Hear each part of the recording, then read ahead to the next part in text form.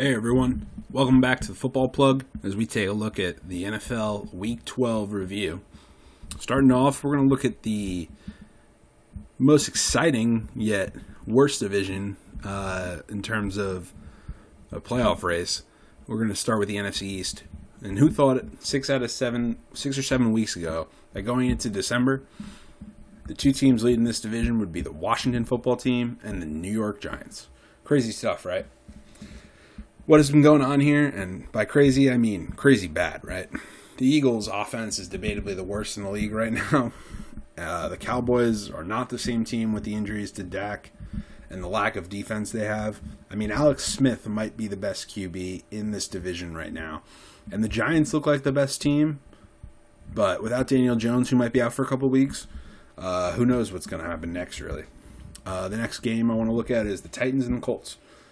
Derrick Henry, I mean, he does this every season, right? And as it gets to December, he's beginning to take over that last quarter of the season, as he usually does. He just keeps getting stronger and stronger. Defenders don't want to tackle him. And the Titans put forward an impressive performance to rebound off that previous loss they had to the Colts on Thursday night a couple weeks back. The stout defense of the Colts did not have an answer for Derrick Henry, and ultimately it was too much for the Colts offense to overcome. When the Colts offense gets down like that, there's no way they're going to be able to come back, really. Phillip Rivers isn't that same quarterback he was. You know, their recipe for success is to keep the game closed, not let up a lot of points, and, you know, have a balanced attack. Next up, we got the 49ers and the Rams.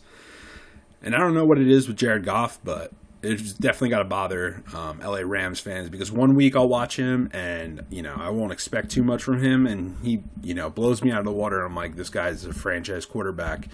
And then many other times when you expect, you know, big game from him, it's just like, what is he doing? You know, what is that throw? And it's just really got to be frustrating to watch for fans of the Rams. He seems to perform when not much is expected of him, and then struggle when there are expectations on him.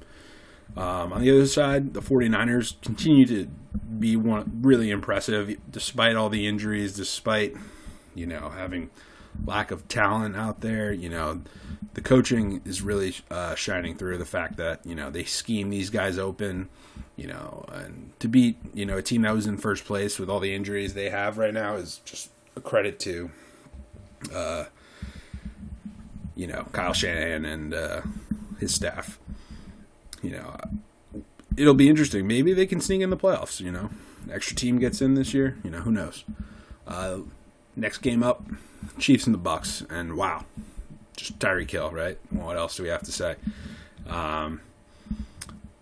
There's nothing really that really concerns me from a Chiefs perspective that much, except for, you know, hey, Mahomes, we get it. You're the best player in the league. You know, let's just not make, you know, a couple boneheaded plays that, you know, it didn't even really cost them in this game, and it really wouldn't cost them against much opponents. But, you know, maybe in the playoffs, or, you know, with them fighting for home field advantage, you know, it could cost them, you know, maybe home field, one of those throws, you know, that he made that was just like, you know, come on, why? You don't need to do that.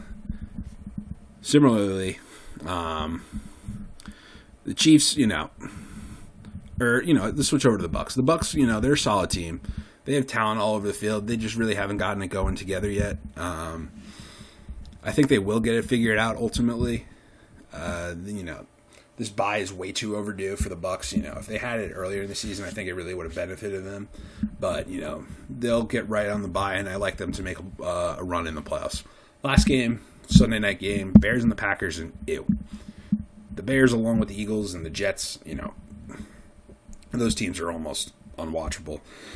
I mean, the Bears and the Eagles, you know, at least have some talent, but, you know, it's just a struggle, and it's painful to watch. And to think that they went, like 5-1, and now have lost like 5 or 6 games. As Matt Nagy said, that, you know, the next morning it was embarrassing, and, you know, the Bears need to have some more personal pride. And the Packers really need to show me something against teams like that they're going to face in the playoffs. I don't really take too much from this game. You know, there was no way they were ever going to, you know, lose this game. Anyway, that's all for this week. You know, like, comment, subscribe, and I'll talk to you guys next time. Thanks.